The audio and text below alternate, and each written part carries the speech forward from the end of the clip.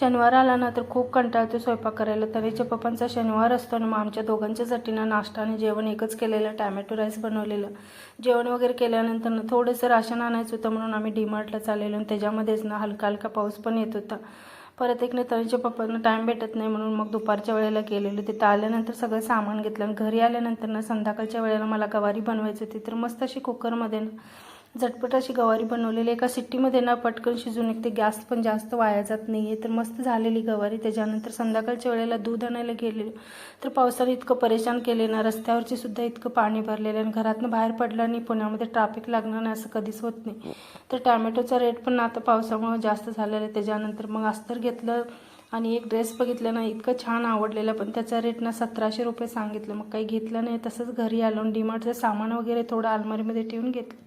आणि या बॉटलमध्ये तेल दिसतं ना, हे घराकडून आणलेलं. तर कसं वाटलं मिनी ब्लॉग आवडला असेल तर लाईक शेअर सबस्क्राईब